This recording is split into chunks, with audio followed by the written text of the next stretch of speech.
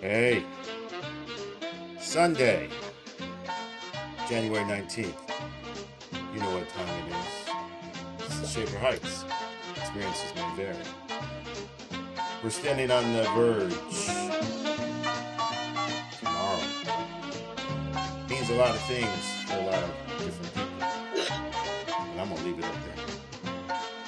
So anyway, we got somebody coming to the stage.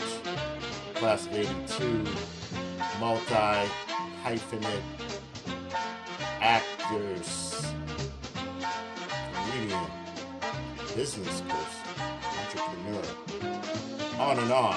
And we also got to settle the record straight about the other Bullocks. So, ladies and gentlemen, I'd like to bring to the stage Class 82, CC Bullock. I like a Hello. little intro. That's what freestyle. And she comes from the Green Road Rapid Stop on the Green Line. So That's right. there you go. Hey, what comes to mind? There's an album by the Sex Pistols. Can you tell me, Gabe, what that album was called? We got a Never mind the bollocks. never No mind. way. Yeah, Oh, wow. yeah. That's a classic. Um, so we first of all we thank you for taking time out on your Sunday as Thank you for the having me. weather gets a little harsh out here. Um, there's a lot of confusion about the Bullocks from Shaker because there's a couple of different ones, and we both thought you were related to the ones we mentioned, and you weren't. So can you clear the record for the Shaker Massive about the Bullock name and who's your kinfolk and who's not your kinfolk? Well, as you mentioned earlier, you brought up Tracy Bullock, which is not my brother. He was my boyfriend when I attended Byron Junior High School. Oh wow, Um, okay. had the pleasure of, if you remember those wooden shoes, those Dr. Scholl's that Yeah. girls used to wear. Well, he put a sucker bite on my neck. I hit him on the head with one of those Dr. Scholl's, and he had a big old knot on his head. Whoa. I told him not to do it. He did it anyway. Right. So he You had a got big old shiner right on his head. you got Dutch Boyd, I guess, That's huh? right. Ah, No means no. that's true. So did you thoroughly vet the name to make sure that you weren't related? Or is it spelled the same way? It is spelled the same way. And you're in two in Shaker Heights that's not a common name, and you're not related at all. Not to my knowledge. Just Okay. kissing cousins. All right. And so then, You very well could be. well, that is a theory down in the DMV amongst some about the concentrated black population around the DMV over time back in the day. It's unfortunate. But anyway, bringing it back to the present. Then there's Lisa Bullock. Right. And I'm So, not related to her either. I believe she's older than me. I'm not certain. oh, But okay, no, we're not related. A lot of people thought we were sisters, but no. Hmm. okay. I did have a sister. Um, Lost her to cancer in 2015, but her Sorry. name, thank you. We had different fathers, but my dad raised her to be his own, but she went by the name of Tommy Gary. So a lot of people don't even know that she was my sister either. So there's a lot of, I guess, confusion and mystery to me in Shaker Heights. Yeah. Hmm. Wow. So, for the Shaker Massive listening, we got that all out of the way. So, recalibrate your memories and your minds. So now, when did it all begin for you? Let's see. I've actually lived in Shaker all of my life. Um, I started at Onaway. I went to Onaway, I guess, kindergarten, first grade, and then we bought on Shaker Boulevard between Warrensville Center and Green. hence the Green Road stop.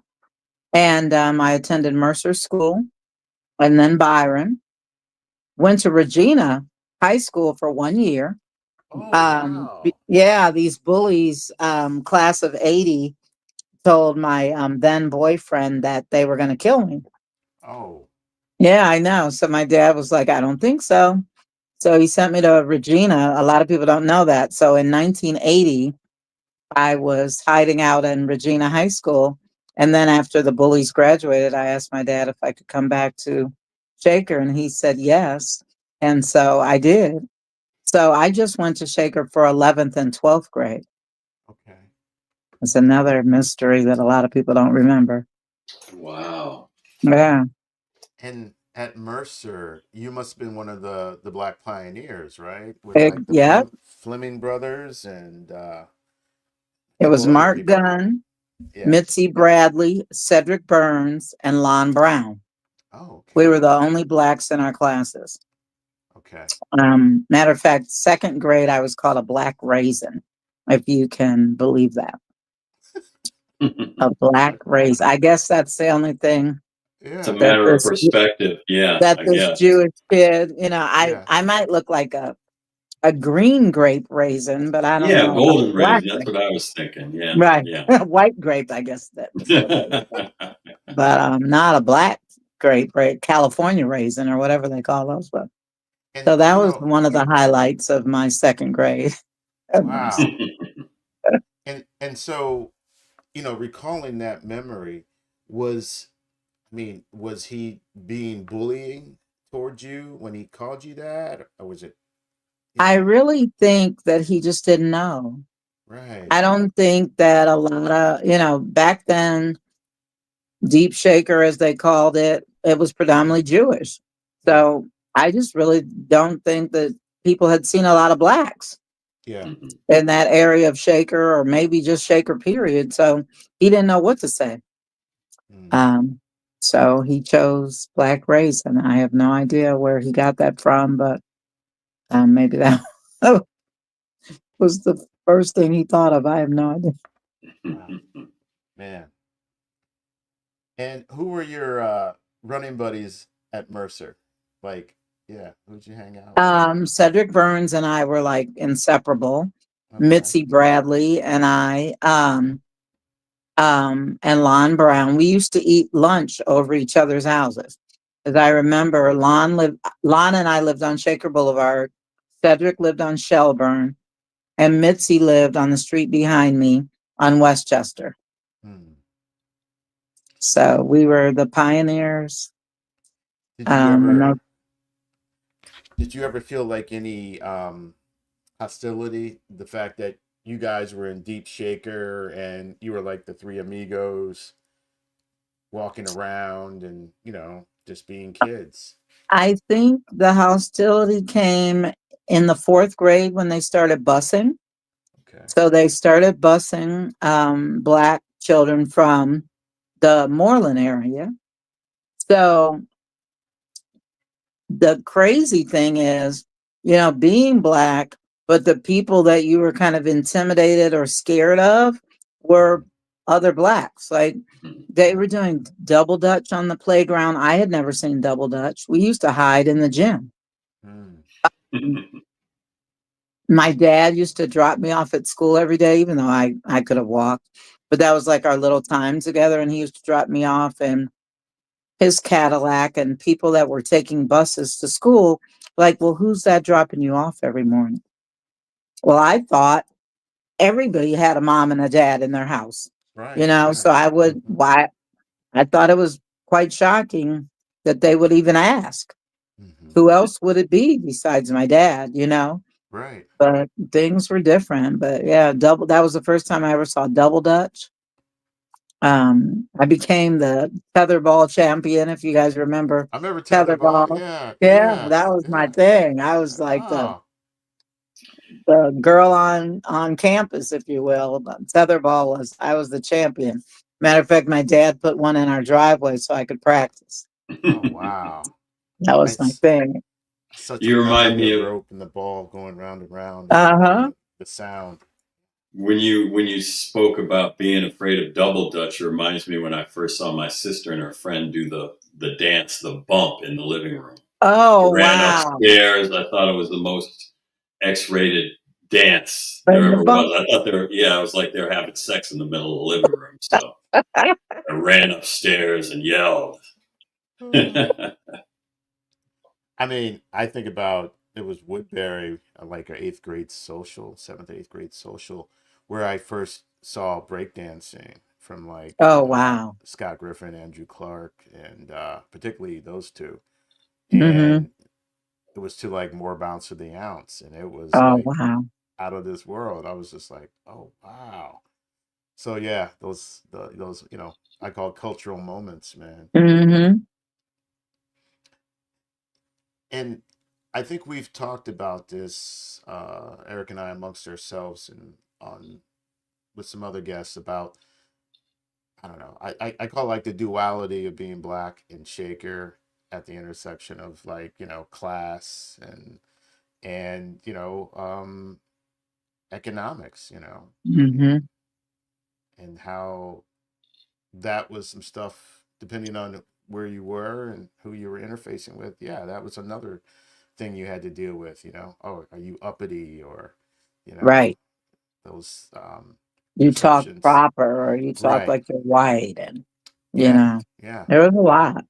Yeah. So since you lived in Deep-ish or SH or however you want to put it, I like that title, Deep Shaker. I like that. it Hmm. sounds like a book title There or is a book and a movie called Deep Shaker. There is. really? And then you remember the Little Fires Everywhere on Yeah. Hulu. How did Yeah. are you aware of that game? I missed that. I mean, I'm not. Um, I'm sorry. The Long time. Deep-ish or Deep Shaker. That's yeah, the there first time is I'm a hearing it. there Yeah. is a book and a movie, and then Little Fires Everywhere. Yeah. The girl that wrote that book lived right down the street from me on Shaker Boulevard. Wow. Hmm. Um, and I mean, that's just like a little, just a little piece of what our upbringing was like in Shaker. Yeah. So what did your let's see if you go along the lines of how the typical Shaker family enters Shaker Heights. What did your family do? Where were they from? Where did they emanate from? Okay. So my mom is from Birmingham, Alabama. My dad was from some other city in Alabama, and my dad was a dry cleaner. Mhm. And our businesses were in the Glenville area. And we were the first blacks to have our own plant. So most people Hmm. sent their clothes out to Asians to dry clean, but we had all of the facility in our business. And the funny thing is, like growing up, people used to tease me and would always sing the lyrics to the Jeffersons, moving on up. That's what came to my mind. Yeah, because I started off on Van Aken and Ashby, and then we moved to Shaker Boulevard between Warrensville Center and Green. So, people thought that was just so funny Right. to call us Right. the Jeffersons. Did that start from the ground? How did they end up in Cleveland? Did they have starting a business in mind in Cleveland? To be honest, I really don't know. My dad did a apprenticeship, and that's how he got into dry cleaning. Prior to that, he was a restaurateur, and from what I understand, he had a restaurant called Bullock's, and it was the only restaurant on Cedar where you Hmm. could get breakfast, lunch, and dinner with white linen tablecloths. And my mother worked for my dad, and from what I hear, people used to come in just so they could see my mom, Hmm. but my dad wouldn't let anybody near her. Yeah. Well, I mean, it runs in the family. I mean, So yeah. So that's very nice. That's very cool. Mhm. Yeah. I wonder if there's any archival photos of your parents' restaurant. A friend of mine, class of 82 graduate, Sandy Bailey, went on one of those or one of those sites and actually found this dinner special, Bullock's restaurant. It was this chicken dinner special. I think it was like $1.99 or $2.90, something really cheap. Yeah. Then and she found, but I'm sure there's probably a lot more to discover. Yeah, that would be a great something framed. That's pretty cool. Mm-hmm. So Yeah. were the businesses running simultaneously, or did one give way to another? No, because I wasn't born when he was a restaurateur, so I don't know why that fizzled out or what struck his interest in dry cleaning, but that's all I remember. As a matter of fact, I used to work at the dry cleaners because my dad would take me to the back of our house. It was all glass. And he would say, "Do you see any money growing from those trees?" And I would say, "No, Daddy." And he was like, "Get in the car." And Yeah. so in the summers and on the weekends, I would work, at the desk. He'd be in the back smoking a Viceroy. And, I'd be in the front taking the clothes and writing up the little slips. Wow. Man, Hmm. that's a cool memory. You might Yeah. not think of it at the time being a teenager, but still, Right. like looking back. Wow.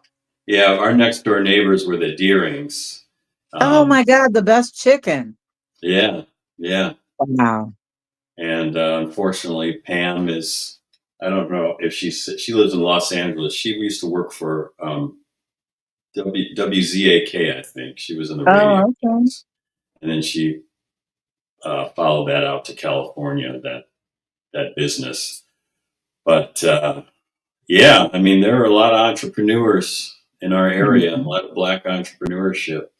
How did you feel as a family living out in where you were, away from the rest of us over in the Lomond, Ludlow, Lee Road area? The funny thing is, I thought everyone lived like I lived. I thought everyone's house was the same and everyone had a mom and a dad. I was just running around, little black girl on Shaker Boulevard, and we were the first blacks to buy, like in that little area of Shaker. Okay. Um, you know, I just thought that was normal. I know some of my relatives used to come visit, and they said that I used to like have on these little hot pants, and I would serve them off of party trays, and but I just thought everybody did that. I used to have parties, shaker parties, where we'd have a guest list and I'd have like hostesses at the door. And if you weren't on the list, you couldn't get in. Hmm. Uh, yeah, it was, and Oh I used to make man. an entrance coming down the stairs at a certain time. I would never, be ready at the beginning of the party intentionally. Yeah. So I could make this grand entrance. But yeah, it was Belle a of the thing. ball. Yeah. Yeah, I Yeah. meet people now, like, will say, "I've been to your house. I used to come to your parties." But remember back when we had grain alcohol? Yes. I Yes. don't know how I used to get it, but I would have grain alcohol and I'd put it in the punch, Hmm. and then it was really a party back then. Yeah. Yeah. I remember years later up in New York, entrepreneurs would make these things called nutcrackers. So it would Oh. be a whole lot of like rum, vodka, even the PGA with Kool-Aid and all these wacky flavors, and then they would bottle it, and Hmm. yeah, they'd be at the Central Park or Prospect Park, and they would sell these things.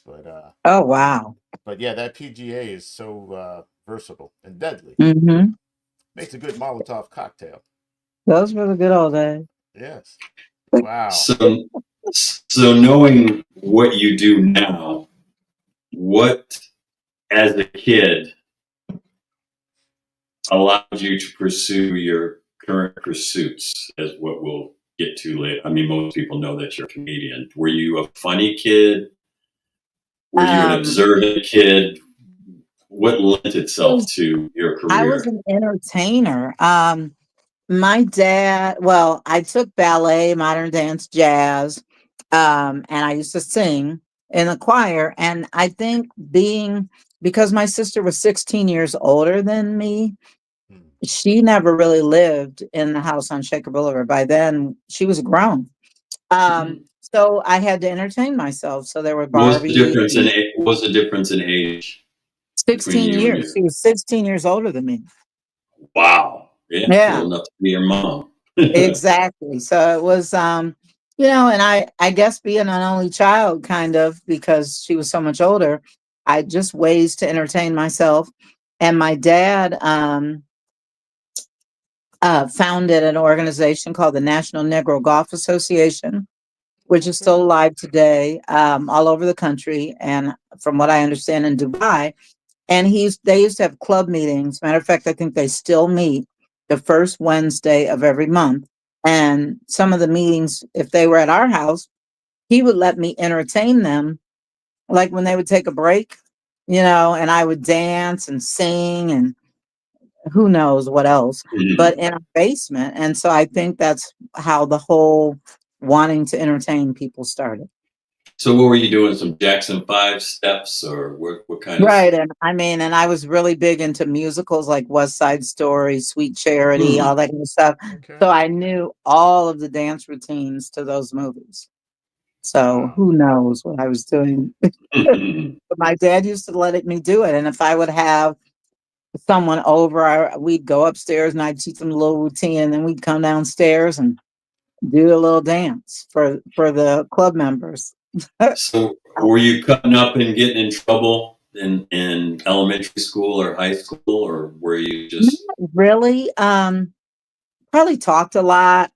They used to call me Secret Squirrel, so I was very sneaky. But everybody liked me, so and I even if I did get in trouble, I don't think anybody ever believed it.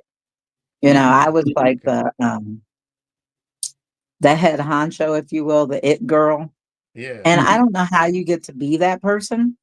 Um, but I think it just chose me, Yeah. just and I always had a boyfriend and he always Yeah. played sports. You know what I mean? And it was Yeah. just you just you just kind of become that person. Right. Right. Yeah. Wow. Well, I You lived know. vicariously through those people. I was always at home wondering, if I could meet people like you. Oh. So when you were at Byron, um, yeah, what are some of your memories of Byron? If you, Um, the DC trip was definitely very memorable. okay, Um, I remember like holding hands with somebody for the first time, walking through the museums in DC, having the biggest crush on Mr. Fry. We're still Facebook friends. He was a gym teacher. Wow. Oh my Yeah, God, I he was remember so him. cute. Do you He used to remember wear Mr. real Fry? high, tight shorts. He had a beard. He had sort of Right. like Yeah. Yeah. a Exactly. I think uh, every girl, and he was, bangs. well, and he was on my bus when we went to the DC trip. okay, And everybody was so jealous because I got to ride on the bus. Like I was the only person on the bus with Mr. Fry. But I think every girl must have had a crush on Larry Fry. He was wow, so cute back then. He was just so dreamy. I don't know. So silly. I But wonder how old they were, because I remember Mr. Richards was fairly yeah, young. Mr. Richards wasn't he the art teacher, right? I think so. I know he coached. Yeah, I think he was, and he coached basketball, like Oh, middleweight, or okay. whatever they called it back. What year did you graduate from Shaker? 82. 82. Okay, so we're 2 Mm-hmm. years ahead of you. So, what were some memorable things that happened socially, culturally, that you remember in those years? What was popular? I remember Scorpio. A lot of the hip hop started to break through at high school. Africa Bambaataa, I remember too. Now I know now junior high school, I remember they used to let us play records during the lunch periods. mm, And I remember what was that group? Um I remember Trans Europe Express. yeah, Hmm. I that was remember the Barcades. yeah, Hmm. And our theme song when we graduated from ninth grade was Bustin' Out by oh yes, Rick James. Rick That was Rick James, our yeah, James, yeah, Stone Bustin' City. Out. El That was Senate, our theme song when we yeah, graduated from ninth grade. Oh, that's dope. That's dope. This Hmm. is related. You got to see the documentary about Stax. The Barkays, the original Barkays, died in a plane crash, I and didn't know they, that. yeah, I just learned about that. You Oh, should. okay. I think it's on Netflix. Check it out. It's a 4 or 5 part series. Oh, Really good. wow. In Memphis, it started out in Memphis. Okay. Definitely learn a lot about that time. Speaking of Do you play Barkays, sports? Go ahead. speaking of the Barkays, if you want to see one of their last performances, check out the documentary Watt Stacks. And they What's it Yeah, played called? Watt Watt Stacks. Stacks. Played Oh, in okay. LA. You can imagine LA Coliseum out in LA completely filled with black folks, That is so cool. with Yeah. interviews with like Ted Lang from Isaac from Love Boat, Richard Pryor, and just people in there in the community. It's a great documentary, and Jesse I'll have to- Barkays. Jackson was the main person, main MC there. Oh, Yeah, really? Somebody, yeah, somebody. that was the Black Woodstock back then, No, I'll have to check that out. in the L.A. Coliseum, I believe. That's where it was. Okay. But get to high school. Shaker. Who did you run with? Wow. So you must have been with the it crew, this what we call the social influencers now. Um, You were I that girl. was. I was Yeah. the it girl. I typical. I dated the star center, Rick Harris, on the basketball Oh, team. Yeah. Um, I also dated Chris Morton, Greg Campbell. He was on JV basketball. I dated them though, I believe, when I was at Regina for the year. But yeah. A matter of fact, do you remember Daffy Dan, the yeah. T-shirt guy? Yeah. Well, when this is so stupid, I can't believe I'm bringing this up. But when Rick and I dated, we used to wear these corny Daffy Dan T-shirts, and they would say, I think they had like the the mid where it would come off like right at the elbow, Yeah. and his it said dynamic duo on the front, and in the back, like our nicknames were Sweetie and Weedy. Now tell me that's not corny.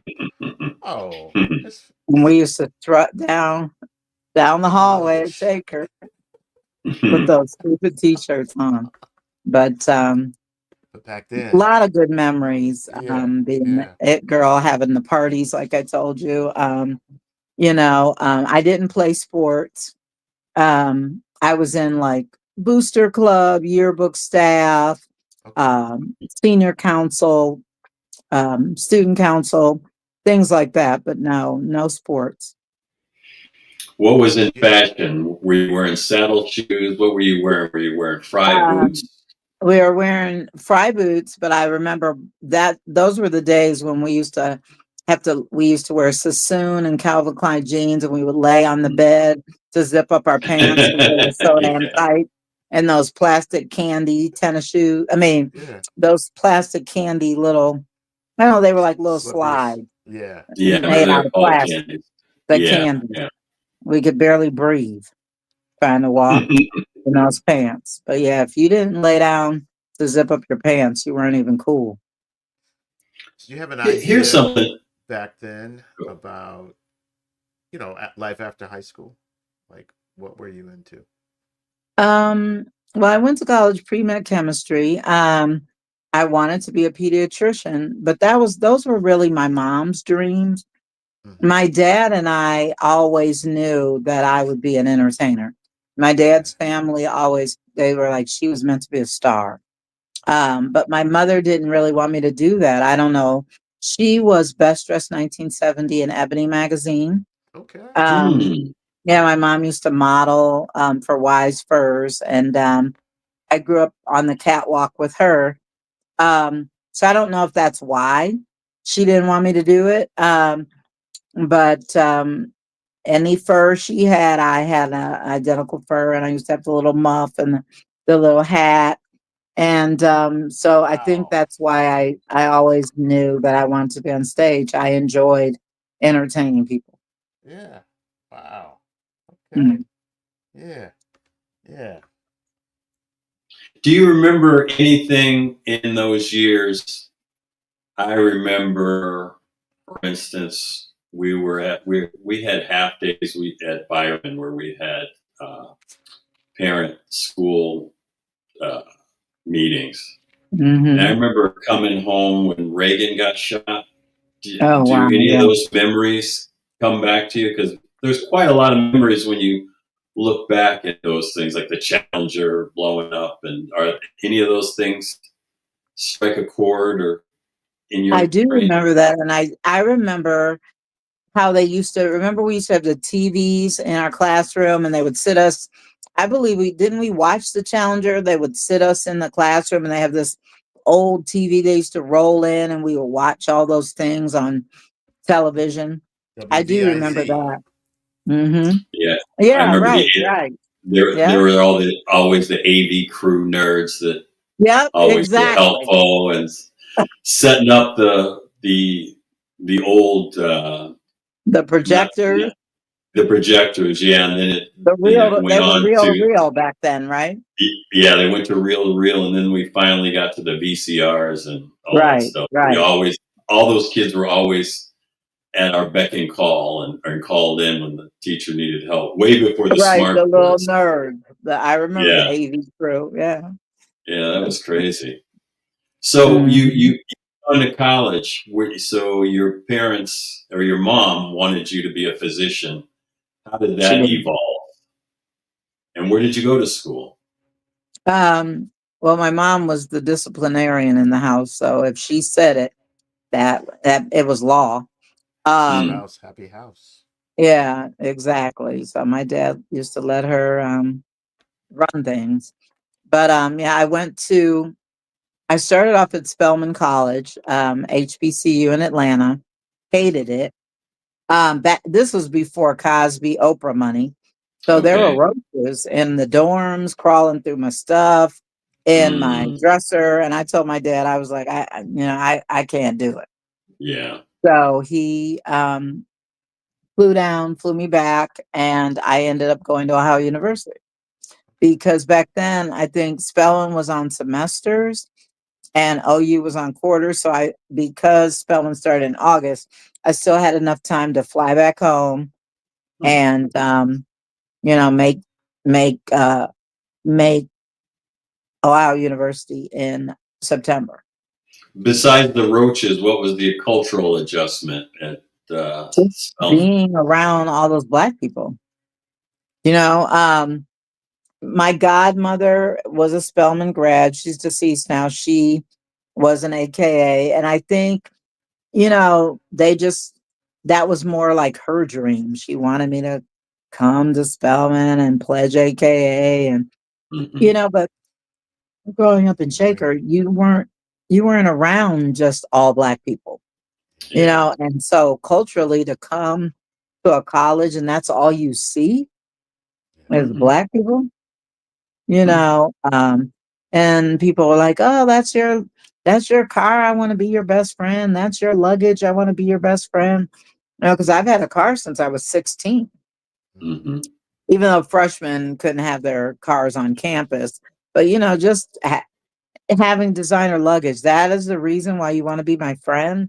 It was a big culture shock, I believe, for me. So you didn't make it through the year. You left during Mhm. the year. Okay. Yeah, I was gone. I just did Wow. not feel comfortable there at What was all. it like Sunday morning? And grandma, Right. how did she take the news? My godmother, Oh, your oh, she was godmother. I very, thought it was your yeah, she grandmother. was, Okay. no, my godmother, she was very disappointed, but hey, it Like is you what it left it. is. Yeah, exactly. And Exactly. so your OU experience, what was that like? Was that Oh my more towards God. your likings and It was different too because it was a party school, as everybody knows, a lot of hmm drinking going on, Halloween, Spring Fest. If you've never been to a OU Halloween, you gotta go. It Yeah. was crazy. I remember one friend of mine robbed the pizza guy. didn't even need to rob him. He was the Hulk, Mm. and I think he just got too drunk, and he ended up getting expelled. He was from Heights, Oh, I think being the Hulk just kind of blew his mind, yeah. Hmm. and probably whatever drugs and alcohol he was on that night. But it was a cool experience. My boyfriend at the time went to Cornell, played football for Cornell, so I remember him coming down, and my Was roommate, he from Shaker? Because I knew yeah, someone. Gary Oh, Thomas. okay, that's a different person. I can't remember the other person's name. I met him later. He has a sister that lived over in your area. If I had a yearbook, I could friends with Jillian Robinson, best friends. Do you remember Jillian? I do remember Jillian. So her best friend Kevin, and had a brother named Kevin. I can't remember Kevin's last name. Oh well, Hmm. my recall isn't always that great with names until after the show. But I thought maybe it would. They lived over in that area, over where you live, the moving on up Okay. area. Yeah. So yeah, Trent Thomas, didn't he graduate with you guys? He was a year. Yeah, I think he graduated a year before us, Yeah. So '83. Yeah. 83? Oh, Hmm. okay. Well, that was his younger brother, and then he had an older brother, Vincent. I think Vince Okay. graduated in 80 or 81. Okay. Yeah, Trent's a man of the cloth. I see online. Yes, he Yeah, is. and a former music producer. Maybe he does some of that at his church, but Church, that's yep. we know his name. Mm. Synergy. Back in the day. So you graduate. What was your degree in? I didn't end up becoming a doctor. Ended up graduating with an early childhood education degree. I lost my dad when I was in December of 83. That Mhm. was very devastating for me. And I was only 19. So, it changed the whole course of, there was no way. I wanted to get out of college as quickly as possible. So my dad and I he was my everything. We were inseparable. Yeah. Yeah. Sorry to hear that. I lost my dad summer after graduation of '84. Oh, wow. So Sorry. So, yeah. So I being know. Yeah. young and losing your parent, that was hard. Yeah. Yeah. So the trajectory. Um. So you were only at what OU for like what a couple semesters or a couple quarters, or did you Well, no, I go on? finished Yeah. the Oh, you whole, finished. Okay. yeah. Yeah. Yeah. Did you want to come back to Cleveland, or were you like, let me explore the rest of the world, or? Um, I lived in Atlanta for a little while, but Shaker was always home. So, I came back, and, with my dad passing, um, you know, my dad was, I don't know if you guys remember, but my dad was murdered Hmm. in December 6th of 83 in our home on Shaker Boulevard, and I happened to be home. And Oh Oh, I so, didn't know no! that. Oh yeah, so I'm man. I had to sorry. learn, Oh yeah, God. I had to Yeah. learn how to walk and talk. And yeah, my dad didn't make it, but my sister and I did. And so, yeah, I was shot multiple times, stabbed in the head with Oh, an ice pick. Oh my God. Yeah, paralyzed on my right side. Yeah, so it was, a major loss.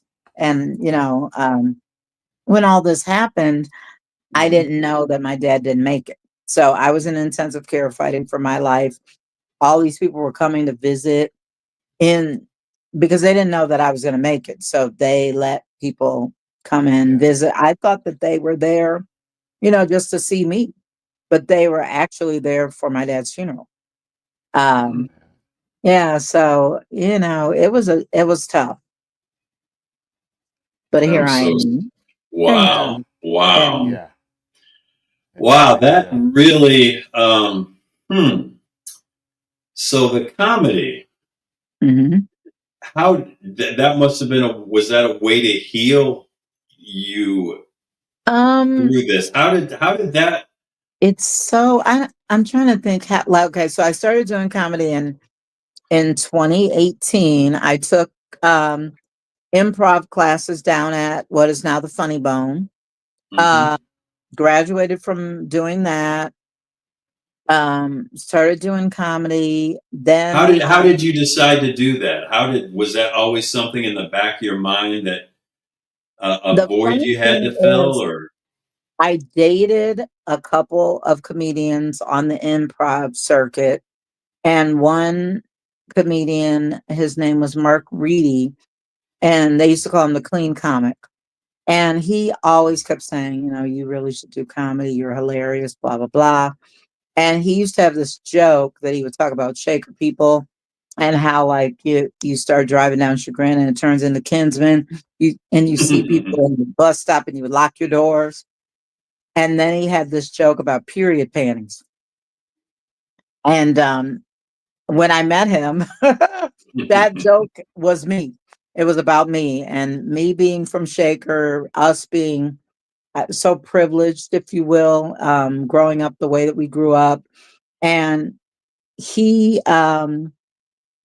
was the headliner at my graduation show, and I remember the guy that Dave Swenson, the guy that does the shows, he asked me, he's like, should we tell Mark that you're in the show? And I was like, no, don't tell him. Let it be a surprise. So he came up to me, he said, do you know what you're going to say at the beginning? At, at the beginning of your set? I said, yes. He said, do you know how you're going to end your set? I said, yes. He said, you'll do fine. So it was kind of like a passing of the baton to have him, my mentor, the guy that told me that I should do it, to headline my show. And I knew when he said that I was funny, that and he saw the show and loved it, I knew that this was where I was going to go.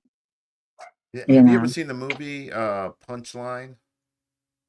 It's Sally Fields and Tom Hanks, 1988. He's playing a comedian, and she's Uh-huh. a housewife, and he convinces her to do stand up. I have And not seen that movie. I'm going to have to highly watch recommend that. it. Yeah, Okay. Punchline. Tom Okay. Hanks, Sally Fields, and she realizes she's good at it. So Okay. yeah, Yeah, I you have to might like watch it. that. I like Yeah, Sally Field. yeah.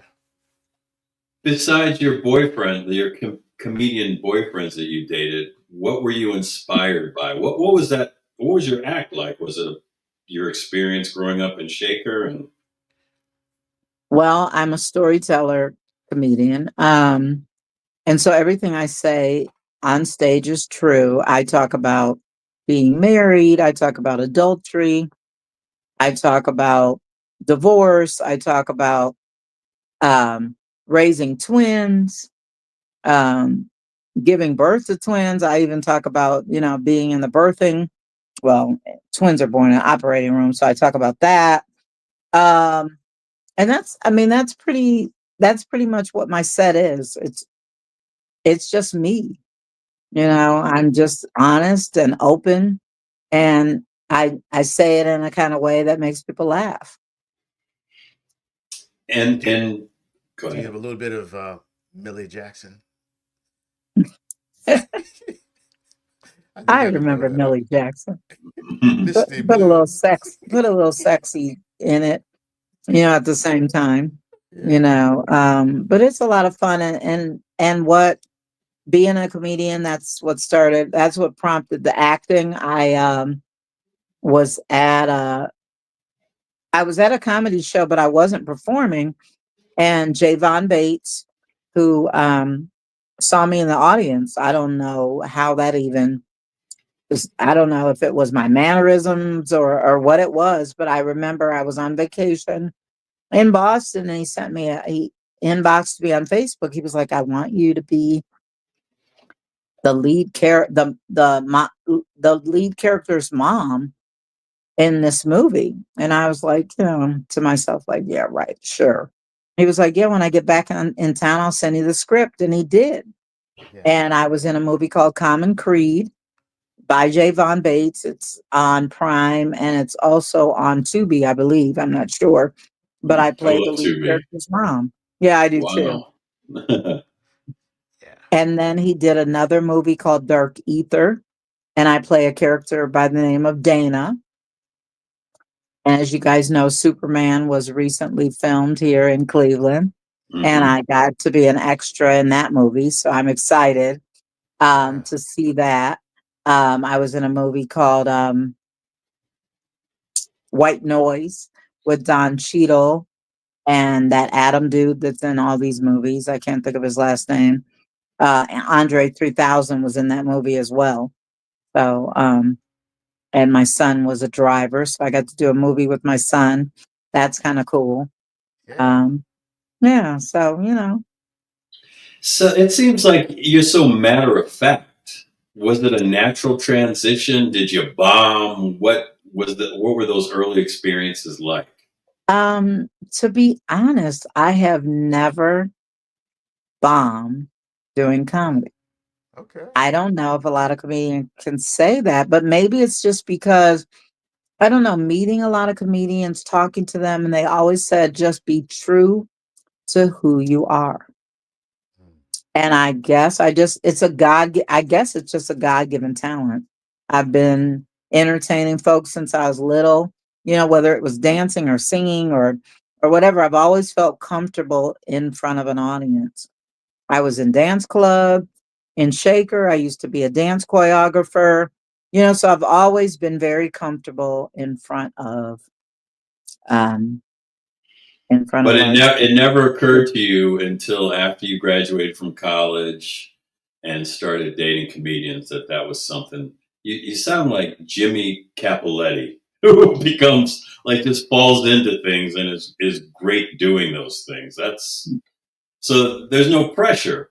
It seems Right. when you do it that way, I there's mean, you no just expectations. exactly. Exactly. You just kind of just go with it, and that's what I did.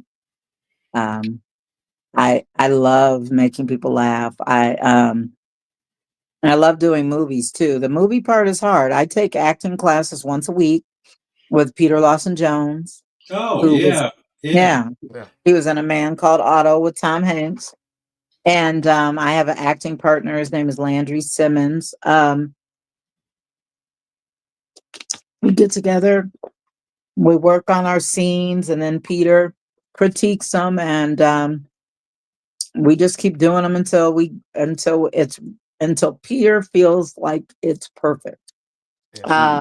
And that just helps me out a great deal. The hardest thing is memorizing your lines. When you get to be Yeah. 60, I walk in the kitchen and I don't know what the hell, why I even walked in, you Right. know? So I understand. imagine trying to memorize some lines for a movie or a play. It's a lot. Um, would you do a horror film? That is something that I haven't done yet, but I've always wanted to do. I think it would be fun. All right. We're gonna talk offline. Because Yeah. I think I think it would be I I think would love to do that. I think I found my Thea. You're my Okay. Thea. Yeah. Like, yeah, we'll talk offline. Okay, I would love to do that. I just been creatively inspired right now. The Okay. cinematic Cupid hit me right now. Okay. Well, I'm all for it. Okay. Oh yeah, we're gonna talk offline. Um, Where do you live now? Are you in the yeah. Shaker area still, or Still in whereabouts? Shaker Heights, believe it or not. Um, when my dad met my mom and he proposed to her, she said, "I'll marry you if you buy me a house." Right I on. wish I could say Right that to a on. man, but and so the house that he bought her back in the late 50s, that's the house that I live in. Um, Wow. Growing up, we kept it as rental property, and so we would rent out the first, the second, and the third floor. So now Yeah. I live on the second and third floor, and my mom lives on the first floor, and we That's own the nice. house next door. Oh It's wow, kind of like Monopoly. We're trying to buy up the Yeah. whole street. Yeah. that's I'm all for it. Yeah. Yeah. Yeah. Let me so. Do know you if you have have any rental properties come available in the time to come. Yeah. Do you have a fraternity of people? I know Mike. Do you know Michael Mahoney?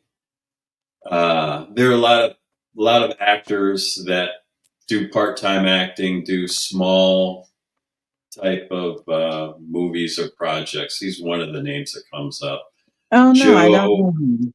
yeah, there's a community of folk in Shaker and around that area. I was wondering if you had come up with those people and participated in some of their projects. No, I for comedy I do my own hustle. And then for acting, I am with Heyman Talent Agency. And so they do, you know, they send me the auditions. I audition for them. Sometimes I drive to Columbus. They're out of Columbus, Cincinnati, and Kentucky. Hmm. Um, and that's where I do. But unfortunately, we don't see a lot of the commercials that I do because they're not in Cleveland. They're based out of. I just posted.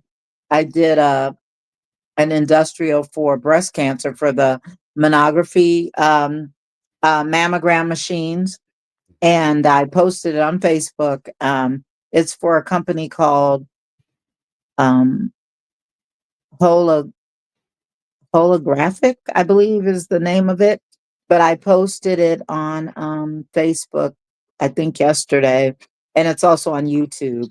It's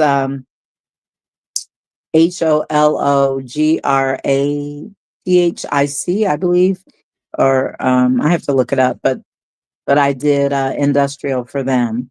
So it's advertising. Every time they go into a hospital to sell their machinery, they'll see me and some other women in this video. So it's kind of cool.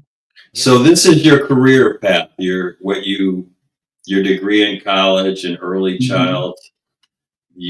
How long did you pursue that? And is I did teach. I used to teach at the Jewish Community Center, and then I started teaching adults. I worked for Al Lerner for 8 years at MBNA. I taught communication, listening, and conflict resolution.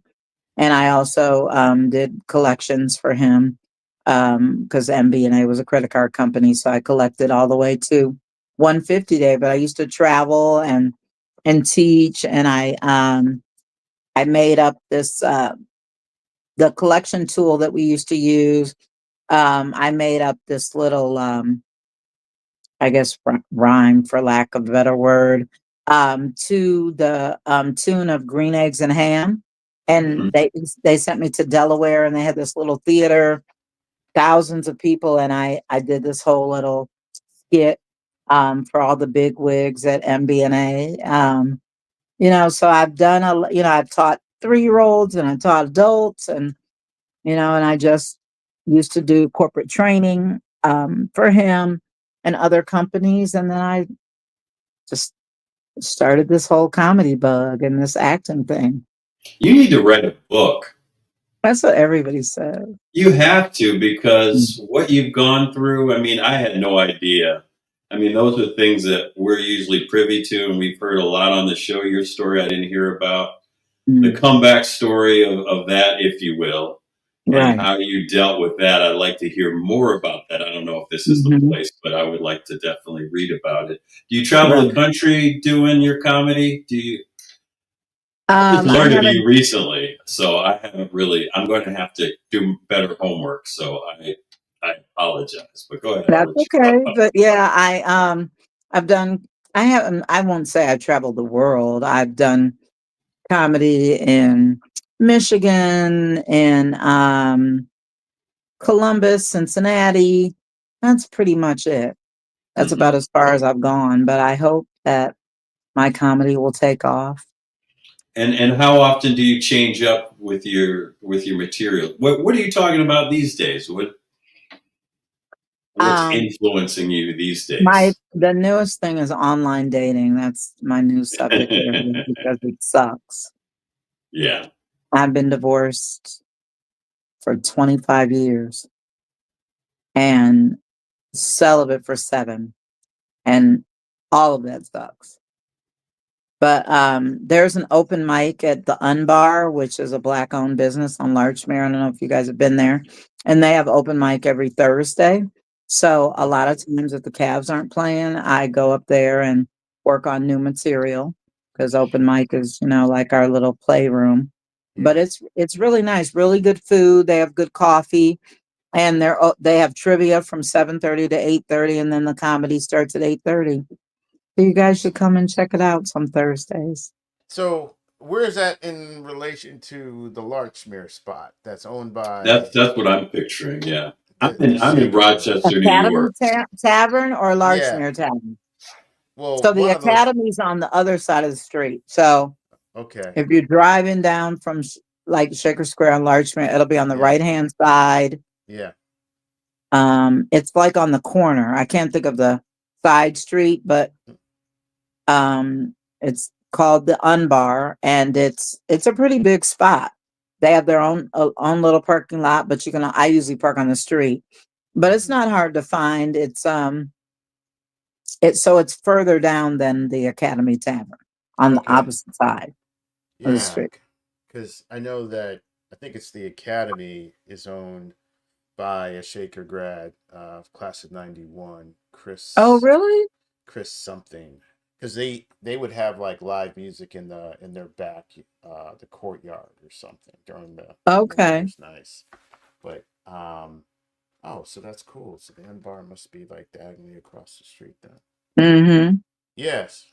Yeah, we'll definitely have to stop by. So Yeah, my that's a next cool question spot. is, what's your zodiac sign? Aries. Oh, it figures then. It figures. And the reason why I say this because Aries is a cardinal sign, a very entrepreneurial sign, and it's the fire sign, so it's always transforming. Yeah. Mm-hmm. Right. Yes. Yes. And the Aries will let you know where you stand, and sometimes the the verbals are uncomfortable because sometimes it comes out unfiltered, but it's the truth. Are you a Virgo? Oh no, I'm a Cancer. I have Virgo moon, but you Oh, said okay. but you're an Aries, right? You're an Aries. Mm-hmm. Yeah. Yeah. So yes, Aries learn by bumping their head, and they become some of the most wisest people because of Mhm. such. It's So crazy, yes, but you're a boss. You've always been a boss. born leader, Mhm. yes, exactly. Yes. Yes. It's picture is clear now. It's crazy, but yeah. So on You this, two should get together. You should put a screenplay together about Cece's life. you never know. I That would already, be cool. she's already gonna get a screenplay after the show from me to read for the lead, um, and it's a horror film, and Okay. yeah, it's out there, it's out That there, would be cool. I would like that. and I would love to shoot it there in Ohio. Um, so are there twins in your family? Do twins run common in your family? No, No. just mine. Okay. I don't have any twins in my family, but I have my 25-year-old twins that I'm really proud Okay. of. Yeah. Cameron and Chandler. He's also into the arts. He works at Interlochen School of the Arts. He lives in Oh. Interlochen, Michigan. Okay. Yeah. Lives on campus there.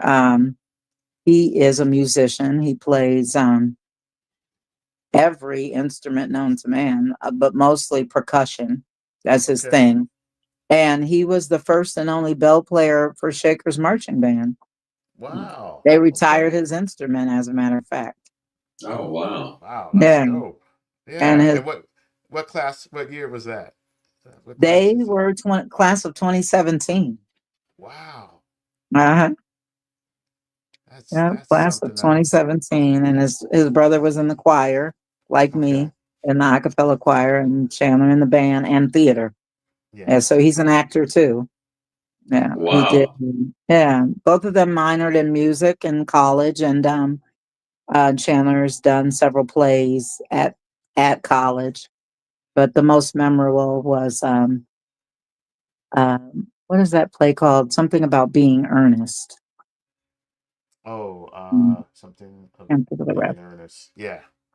What is it called? I know. The I importance of being importance of being earnest. earnest. Yeah, Yes. Yes. that was his brother and I went down to see him, and it was a hoot to see Chandler. He played the minister, I believe, Okay. and just to see that boy on stage is just truly amazing. But both of Did them you are equally did as you talented. did you find any parallels in your experience going through Shaker, uh, fostering your kids through that same experience? Huh. Um, I think that the difference, well, the year that was it the year that they graduated, they I don't know if you guys knew, but that their principal was Caucasian and he was a racist. Matter of fact, they made him resign um, from Shaker. Who Not was it? only Because what was that we man's name? He I was can't from I can't Westerville, recall, Ohio. We'll have which to is outside Google of him. Columbus. Yeah. Was it? And Did you read Dream Land, or what? I always get the name wrong. Dream, about the Shaker schools that I can't remember the names. We based our show off of the name. It's Dreamtown. Dreamtown. Did, Dreamtown, is it a did book? you? Yeah, the Yeah. quest for equity, Shaker Heights, something like that. I don't. Oh no, I've never heard of that. Oh yeah. Go to Amazon immediately and order that book and read Oh it. wow. So it's about Shaker? That's required reading. That's was the impetus for this show, to talk about the two Shakers growing Okay. up black. That's what it's pretty much come out to be on our show, Okay. and how Right. there's two Shakers.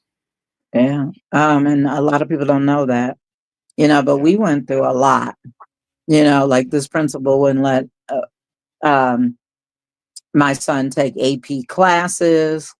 He made him have a black counselor. Because Peter John, who was my principal at Byron, and Mine too. Yeah. his son was a counselor at Shaker when Cameron and Chandler graduated.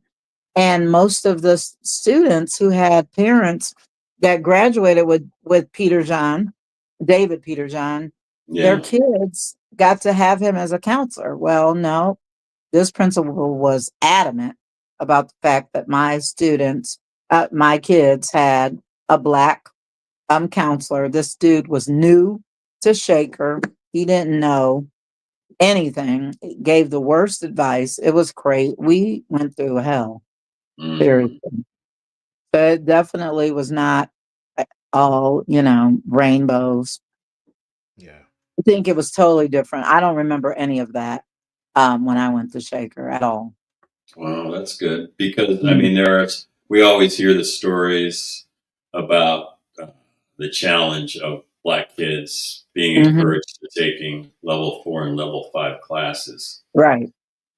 But there is some success definitely in our class. We had a lot of kids, especially a lot of kids, take it. Well, there was a little trouble on the way, a little rough road on the way, but they persevered and ended up at Ivy League schools Hmm. and what have you.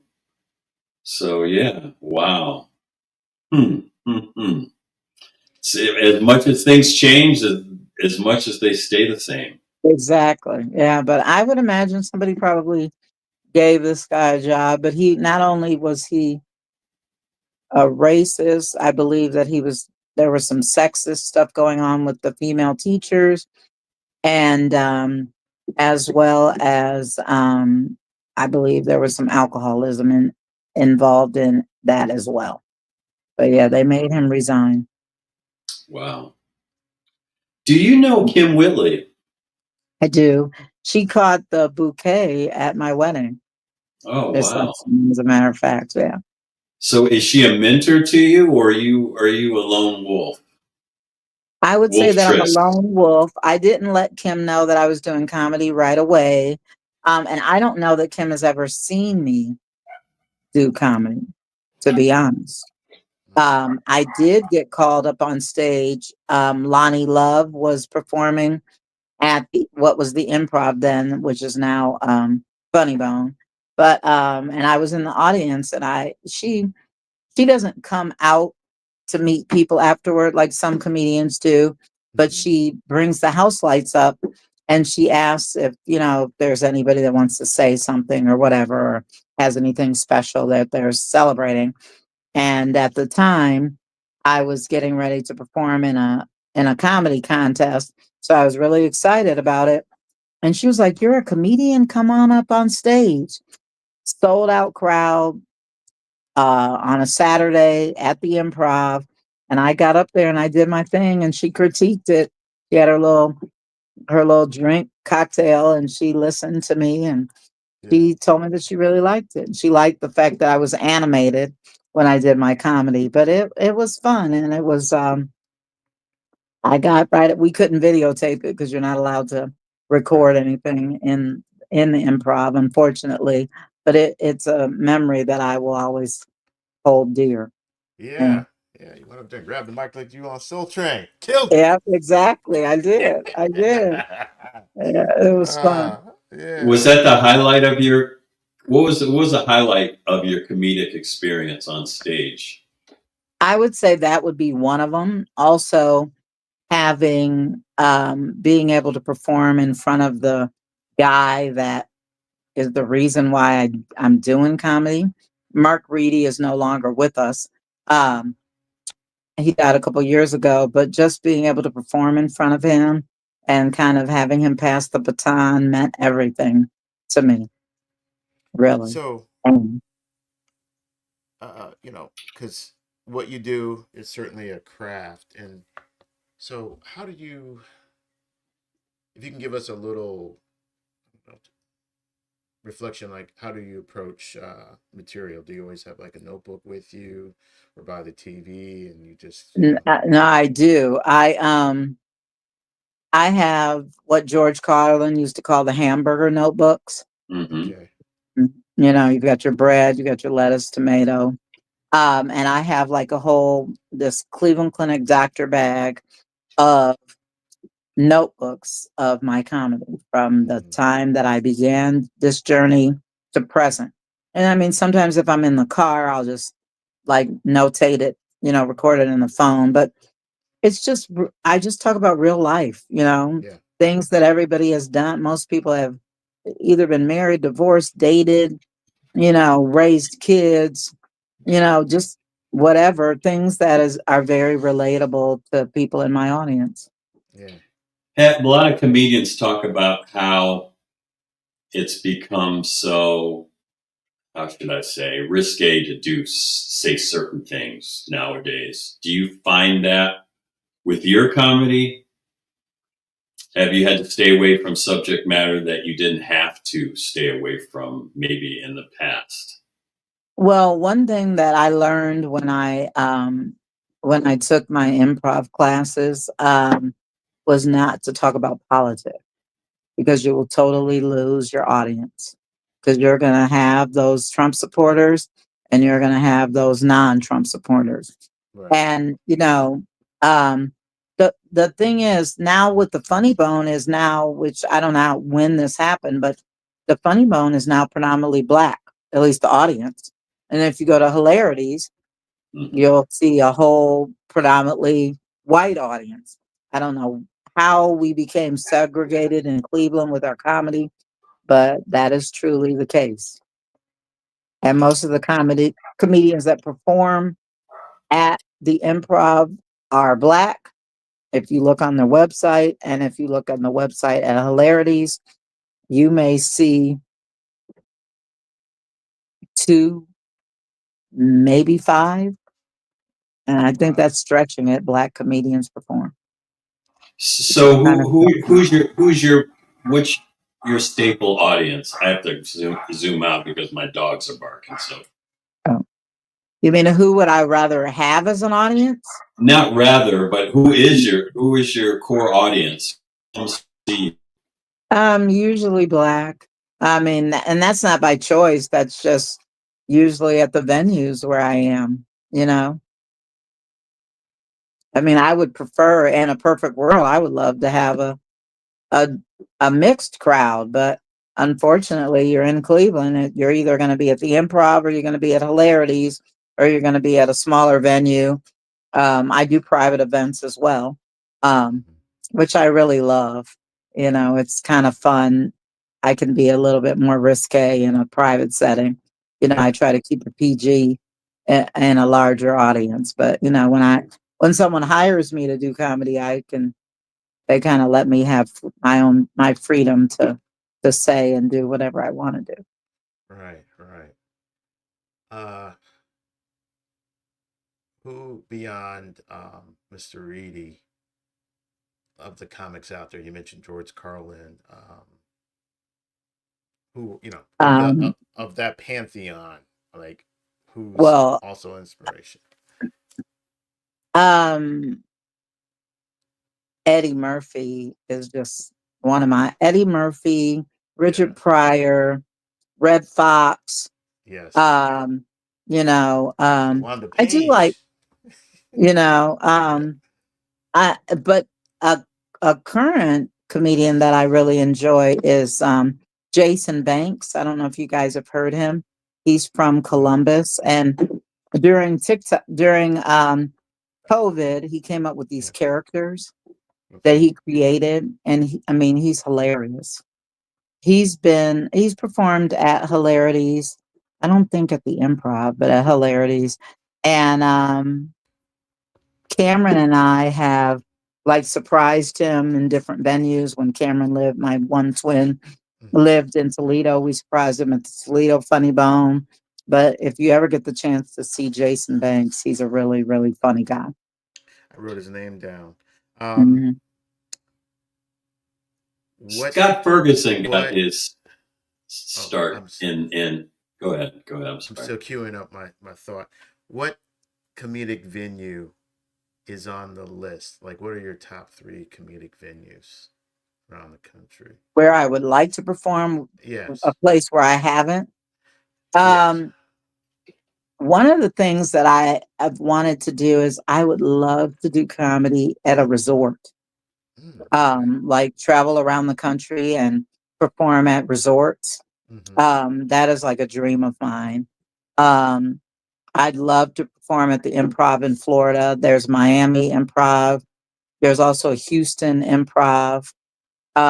So those are, but the biggest thing is I've been talking about lately is wanting to do comedy at resorts. Yeah. Some of my friends do cruise ships. That would be cool Mhm. too, to be able Yeah. to perform comedy on a cruise ship, like the Love Yeah. Boat. Yeah. Hmm. Yeah. Um, would you ever want to go out to LA and perform at like Mitzi Shore's place, the Comedy Store, or I would. One dream I didn't talk about that I did get to do is on my dad's birthday. Um, I want to say I can't remember how long ago it was, but I was able to perform at Comic Strip Live in New York Mm. City. okay. Oh wow. Yeah, Yeah. yeah. Yeah. So that was really cool, and my kids got to be there. We went for the Macy's Day Parade, and I kind of orchestrated performing on that day. It would have been my dad's 105th birthday, because my dad was 16 years older than my mom. She's now 92, Okay. but that was very important to me. So my kids got to see me perform at a place where Seinfeld and Eddie Murphy had performed the Comic Strip Live in New York City. So that's probably the biggest venue that I've ever done. You know what would be nice? I don't know what's the spot up there now since Caroline's closed, unfortunately. But it'd be nice. Cleveland's only like an hour and 10 minutes away by air. Like you go up to New York early in the morning one day, get on the list and perform, and then get back on the plane later on that night to head back to Right, Cleveland. right. Yeah, That would be really cool. yeah. You gotta plan that. You gotta do that. Hmm. Yeah. Yeah. They're gonna be like, who was that? Who was that? Yeah, New York City is really the place to do comedy. Skyscrapers and everything. Yeah. That sounds Yeah, I good. like to listen to Godfrey. I know sometimes he's Oh, I like him too. Yeah, I forgot about. I saw him perform at Funny Bone. He's hilarious. I He's a like Yeah, it great because mimicker. he's very it's very thought provoking, and Hmm. he does not hold back. he Yeah. doesn't. He And his doesn't care impressions, about talking about politics. yeah, his impressions are that's the thing that I know it's a touchy subject. There are a lot of landmines, Hmm. but I think one thing that we're missing in our society is that subject matter is so untouchable at this point. Hmm. Yeah, yeah, Usually during times of protest in the 60s, that's where the younger people and that's where the art went. And right. I don't see that. And that's disappointing. But I understand because it could be a career ender or, Hmm. and you got to be irreverent and be brave. And you have to be able to hold your ground, just like Hmm. Chappelle does. And he's able to hold his ground, but he takes some hits from time to time. Yeah, he does. But he's I I think the only person that I've ever seen, Jay Farrow, lost his audience totally when he was fine when he did his impression of Obama, all the other impressions, but when he did Oh his yeah, impression of Donald Trump, totally lost the audience. really? In what? In because why? I don't know if there was a lot of MAGAs in the audience and they didn't think that was funny. I have no idea, but that was just not okay with them. We have a question from the audience. From Sure. Jeff Watkins. Okay. Shout out. Are there any white comedians that have caught your attention? Well, Ellen, I Okay. love What Ellen. happened to her? What happened? Do you believe all that went on with her, or do you think You mean, well, have you seen her Netflix special where she talks about being ousted from no? the Because entertainment? I've I already would, canceled her. yeah, Hollywood canceled Ellen. They really did. But her Netflix special, I really, really enjoyed it. Um, but no, I like Ellen. And I mean, I'm sure there's others. They're just not all coming to me right now. There's one guy I saw in Detroit. Can't think of his name, but he performs a lot at the Funny Bone. The names are escaping me at this time, but I'm definitely a fan of Ellen's. And I'm sure that there's other comedians that just aren't coming to mind at Do this you, time. do you like Gary Owen? That's who I was thinking of. Yeah, Yeah, yeah, I Yeah, yeah, yeah. love yes. Gary Yeah, Owens. yeah, Yeah, you read my yeah. mind. Yeah. That's exactly who I was thinking of. He Yeah. is He's in, hilarious. he's in the perfect space. And there are a lot of Mhm. white male comedians with black wives or Right. divorced black wives. So they're Right. like Exactly. right at the sweet spot of culture and Hmm. comedy. Him and Bill Yeah. Burr. Yeah, Yeah, Bill Burr. yeah. But Yeah, he's still so there. Wendy Williams has. Have you been following the internet and the Yeah. interviews? She's popped in. I don't know what to think. I I almost don't, think, don't know who to believe, but she yeah, I sounds like don't. she's in her right mind. I mean, I But don't know. How do you end up in that situation if I something is? Well, I think during the time that her husband cheated, I think that really was really hard for Wendy, and I believe that is when she lost her mind or started substance abusing again. Mhm. And I think that's probably when they got her, like how somebody can just take over your life. But look at Britney Spears. Exactly. But do you like Wendy Williams' approach to comedy from an attack position, a celebrity type of thing? That's I always. mean, to be honest, I've always liked Wendy Williams, but what I like about Wendy Williams is that she might talk about other people, but she doesn't have a problem. When everything was going on with her, she told the truth. Mhm. She's another person. A lot of people don't like her approach, don't like the fact that she talks about people, but she's telling the truth. It's not like she's Yeah. making the stuff up. You Right. know, She has the tea, the receipts. she's spilling the tea, Yeah. and we're Yeah. here for it. Yeah. And have you ever noticed this? I was watching WTBS or what have you. They always have comedy specials. And if you look at where comedy has gone, the most risque comedians are the cartoons. Those are the places where you can really say what you want to say and be risque. They're the Hmm. foil, and those are the less risky places that. I mean, it's amazing what they're able to get away with on cartoons than they are The with Simpsons, for one. comedians. Oh yeah, The Simpsons, a Family Guy. I mean, Hmm. I love that Family Guy. whole arena. Yeah. Who's the guy that does the Family Guy? He also The Seth did Quakers. MacFarlane. Seth Seth MacFarlane. MacFarlane. Yeah, Yeah. he did the Yeah. Mormon. Did you ever see play about the Mormons? What was it? What's it called? Book of Mormons. The Book of Mormons. The Yes, Book of yeah. Mormons. Yeah, no, I've never seen that. Oh, that's hysterical. I actually took my tape recorder to watch the play and recorded it. Oh, you're Yeah. kidding. Oh yeah, definitely. Because I wanted to do a spoof on, and I started it. I want to do a musical about called Homeschool Musical, Oh talking my about God.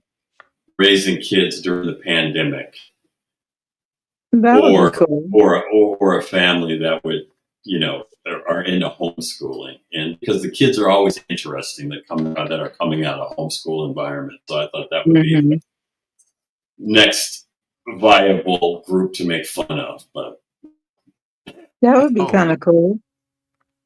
there's a comedian, Joshua Johnson. Never You heard of mm, familiar? him. Yeah. No. Um, Look him up. He had an interesting monologue about Luigi in the shooting of the United Healthcare. He is definitely of the tradition of Carlin and Pryor and Lenny Bruce in his own remixed way. He's really, yeah, he's good. what do you think Uh, about what do you think about Bill Maher? He's got a special out. I'm always hot and cold with him because he's very political. And yeah, he is. I'm not a big fan of political comedy, to be honest with you. mhm. I mean, I like Godfrey, but I like the way he does it. It's a special skill set. I haven't really seen a lot of Bill Maher, to be honest, so I can't really speak on it. Um, but to me, I stay away from it. Some of it is funny. I can't say that like everybody else. I really got a kick out of Alec Baldwin when when he was doing Donald Trump on Mm, SNL. I mean, that was priceless. yeah, And who would have thought Alec Baldwin would be doing comedy? Um, yeah. but He's kind he of was good at it. hilarious to me. Yeah, Yeah, he like is. like Hopefully he'll. what was that show? When he played Tina Fey's boss. What was that show? Um, with Tracy Morgan was on there. I always get that mixed up with Parks and Recreation, but it Was was it 30 this movie, Rock? 30 Rock. Yeah. 30 Yeah, Rock. yeah, Yes, it yeah, was. yeah. Yeah. I was just like, oh, he's kind of funny. Yeah, hopefully he can get past all this the shooting of Yeah.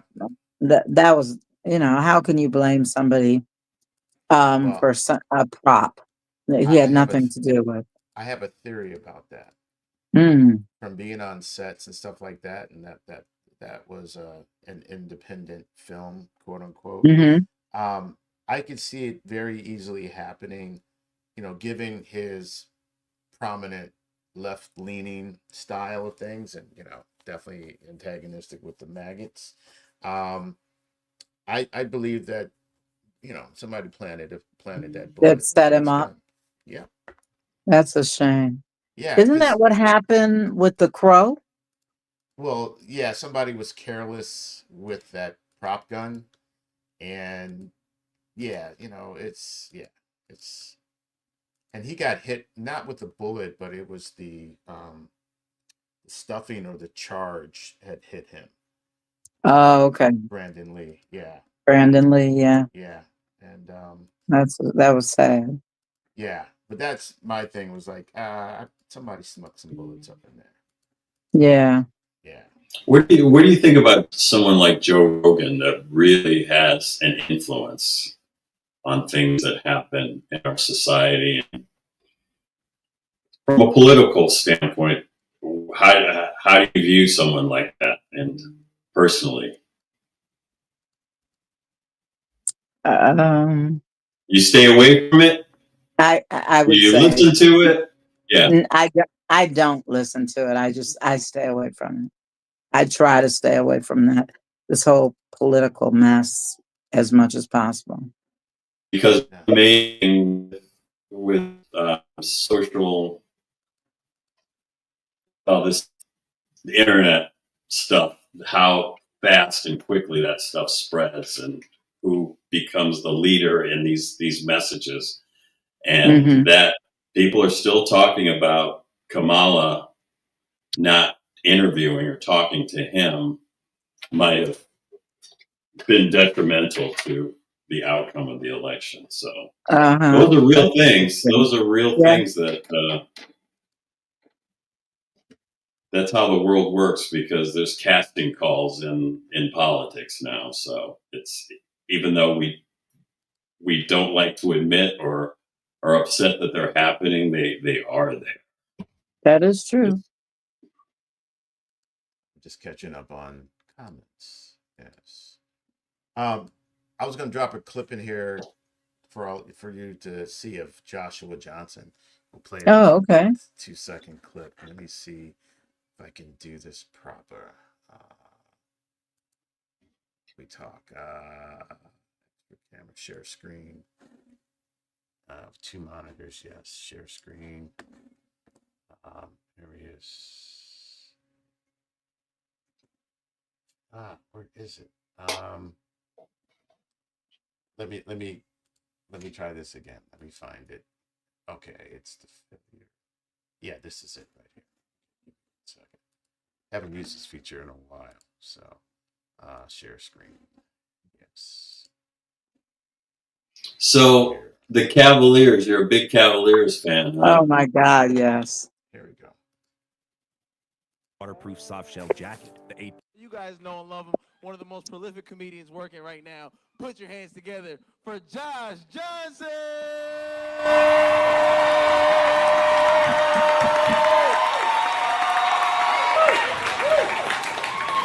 It's funny how sometimes people like enter your life without you ever meeting them. Oh, I know. Like, you don't get to know them, but you hear stories about this person through the people that you know or a friend of a friend, but then they just keep coming up and you feel like they're in your life, even though you've never met them. Wouldn't know them on the street if you saw them, right? There was a guy like that for me named Marty. I never met Marty.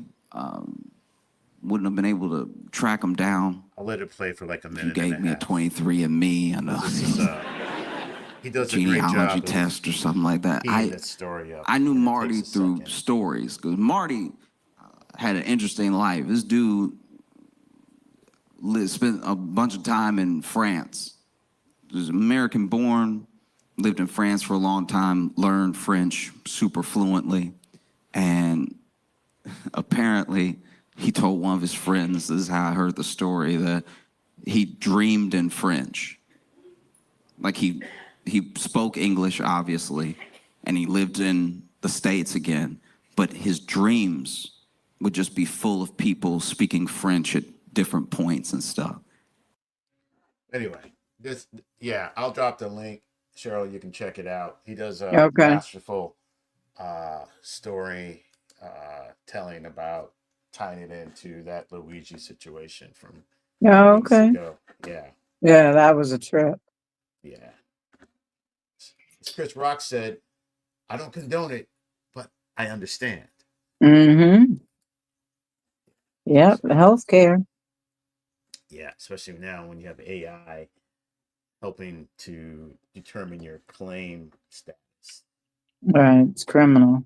Yeah, and it's a whole other conversation about the need for diversity in programming and AI stuff to give nuance to things from different perspectives. Good luck. Yeah, probably won't happen anytime soon, but No, we're going to go backwards for a while. yep. So, did you watch the OKC game? That was heart crushing. Oh, God. Every Cavs game I watch is like a playoff game because I want them to get that record. Oh, I got time. Mhm. And if you're a Clevelander, let's see, can the camera see that? See there? Oh, You're always yeah. holding out hope, Uh-huh. even in Rochester, New York.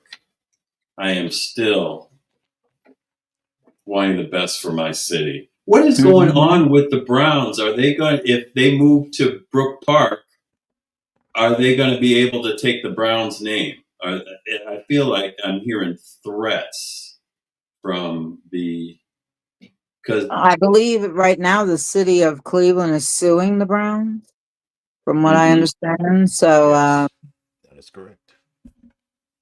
I don't know what's going to happen, but They would have to have all the owners come on board if they were going to do a name change. So, all the other teams.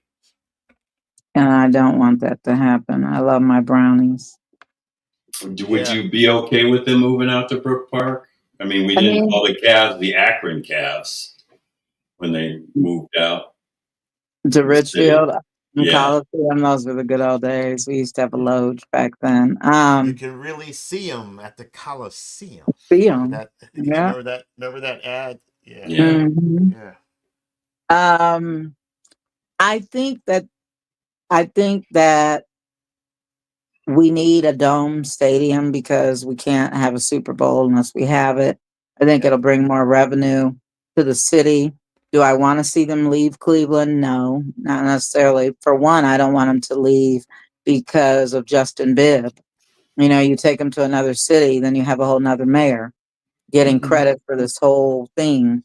And that really sucks. But I mean, I don't know. I don't know what they're Yeah, going to do. yeah. The city just got funding for all that lakefront development, and Mhm. the Browns had agreed to be part of that and doing some remodeling of the stadium. A lot of these, like Buffalo, they're building a new stadium. They're not building a dome because they want the advantage of the weather. They want Okay. real football. Yeah. So, They should find a comfortable medium and make it in a retractable dome because the way that climate change is happening and everything else, that shit is starting to be problematic because they get another lake effect dump of snow. I mean, who are you going to find to get a shovel and shovel it out? There ain't going to be no workers. oh Mhm. yeah, especially now. Well, Yeah. Buffalo, they don't have any problems because they're fanatics there. Yeah, but, it just, in general, it's not, it's short-sighted. Just like when they didn't want to push for the covered stadium in '99 when they brought the Browns back. Now it's biting us in our ass. It's just anyway. Well, what's biting us more in the ass is the management. If we had a good team and we Well, were continuing, that would solve all those problems. right, Winning yeah. If you teams, got winning solves everything. yeah, Mhm. if you got rid of the Haslams and got somebody new, but they're like the Cowboys. Okay, Jerry Jones ain't leaving the Cowboys. All right, and he's running that shit show into the ground. It's the same thing with the Haslams. I don't care what draft pick you get. It doesn't matter. It's still from the top down. It's poison. Yeah, It's a when you got people who are coming up in the draft. They're like, yo, here's my list of teams. I don't want to go to Cleveland. yeah. Would you blame them or the Jets or the Cowboys? I want to So see if Dion makes the mistake of going to Dallas, or if it is a mistake. yeah, that'll be interesting. I wish he would stay at Colorado for another year or so, just so he can shepherd, train up some future talent. But it's all about the monies. It is, and it always will be. Yes. And So, ask Snoop Dogg. Ask Snoop Dogg. Sure. get rich, die trying. Did you see he had to be his own DJ at the event that he was at, the Republican event. He didn't have he couldn't even get a DJ. Wow. Yeah. Hmm. Well, he didn't obviously care because he got a check. Yeah, exactly. Come on now. Yeah, I mean, here's the thing about him. He loses more on the social media credibility because he's not selling a product. He is the product. So, Mhm. you know, who's gonna is people gonna do a what do you call move on petition tomorrow to stop him from doing commercials or whatever? If he had a brand, you know, if he had a product, that's one thing. But But will brands push him away because of his stance? I mean, what brand is not aligned with Republican values? that's true, but I think at some point people are going to start boycotting brands the way that they're going to start boycotting these internet networks or what have you, because they see where it's going. It depends on, but that's a small part of the population. You're still going to have your base people still on these apps, still buying shit because, yeah, people are too caught up. So it's a nice thought. I mean, that's just my opinion. It's a nice idealistic thought, but it ain't happening anytime soon. And that's what sucks, because you can't stay away from it. I boycott Chick-fil-A and I boycott Hobby Lobby, but everyone's in cahoots. I mean, everyone. You won't. There's no food that you can buy that's not kissing the ring or supporting him in some way, because it's monopolized, and it's even becoming more monopolized. Well, and like anything, you pick your battles. Okay, you pick your battles. That's what everybody has to do and figure out. I don't know what battle to pick, to be honest. Well, you'll figure it out when you need to figure it out. Miss Bullock. So, you got any shows coming up? Can you repeat that? I don't have any shows coming up. I just landed a commercial though for Bath and Body Works at the end of the month. I'm excited about that. That will be in Columbus. Okay. Unfortunately, so you guys probably won't get to see it, but so that'll be at the end of this month. And like I told you, I just saw my my mammogram spot or industrial, which I'm really proud of that. So hopefully you guys will be able to see it on YouTube or on my Facebook. But I will keep you guys in the loop in regards to shows coming up. Yes, and for all those who are listening live with us or on Spotify, yes, check out her website. Tell us about your website. Give us, come on. This is your. Well, I don't have a website, but I do have a YouTube channel, so you can go, and my comedy is on that. It's just CICI Bullock. And some of my comedy, my son uploads some of my comedic performances. Matter of fact, I gotta put some new ones on there. But yeah, definitely check that out. And my IG is comedian, spelled COMEDIENNECC Bullock. And my Facebook is Cheryl Bullock. So support your fellow Shakerite in the arts. But we have one last question. Wait, we have a question from Billy Abshaw from Moreland Elementary School in Byron. Oh wow! This is question. Did you notice a difference between your time at Shaker and the time that your kids spent there? Definitely. We talked about that. Yeah, we did. Mm-hmm. Okay.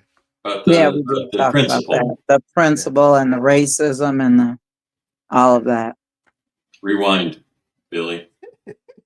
So I have to. My sister is a graduate, a class of '78 at Shaker Heights High School. She wanted me Okay. to send out prayers to a dear friend of hers that is in hospice. Her name is Pam Wheeler, and I'd like to send out prayers to her family and her friends. Okay. Yeah. Life be lifing out here. Mm-hmm.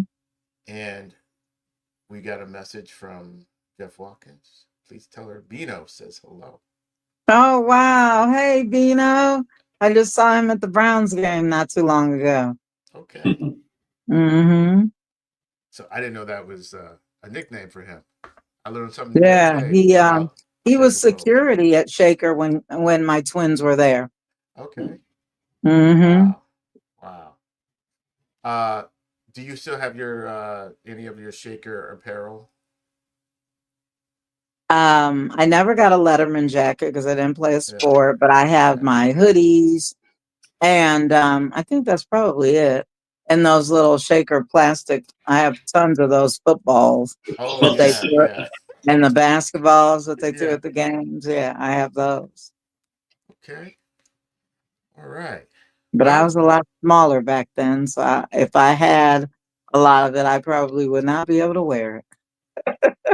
hey, life. Do you have any grandkids? Do you have any other Shaker people Not coming up through yet. the pipeline? No more Shaker, but I'm Okay. sure hopefully my grandchildren will be able to go to Shaker since I'm third generation. Sissy graduated from Shaker in 1967. Wow. Wow. Third Hmm. Wow. generation. Yeah, Shaker. that's Bonafide. right. That's There's right. three. That's Three. right. For all you out Wow. there, we're letting you know, okay? Three Hmm. deep. That's right. Bonafide. That's That's right. that's legacy. 67, 82, and 2017. Wow. Folks I better, haven't seen. We haven't seen it go that deep, have we? No. no. Folks better recognize. That's right. That's right. Sometimes, people they assume a lot about folks from Shaker, Hmm. and then they get surprised. So, just saying out here. Anyway, Should I cue the well, music? yes. It was a pleasure having you on. Thank Um, you. It was a pleasure being here. yeah. Check this out. We don't have Dave Udoff. I just saw a text. He ain't coming. He's got other business to do. So this is the hiatus. We're done. This is the last episode. We had. Wait a minute. This is something I should take this offline. But hold on. Let me grab my calendar. I thought we were in sync. I had Barb Nolan and Lisa Fuller in line. Well, That was what was on the 19th and the 26th. I thought we were in accordance, but today is the 19th. yes. So I thought it was going to be Barb Nolan, but I guess it's not. I'll call her. And Lisa Fuller was. But anyway, that's it. I didn't get the information of the memo, the follow-up. I don't know. Well, we had coordinated this like months ago. So yes. We needed a follow-up. Okay. Hey, it's been real, guys. Thanks for coming on. It's been a nice trip, and Cheryl, it's been a pleasure. This will be on probably Spotify and the other platforms probably by tomorrow, Tuesday at the latest. All right. Thank you Keep me again. posted. Thank you for having me. We'll talk soon. All right. Thank you. Everybody Bye. take care. Bye-bye.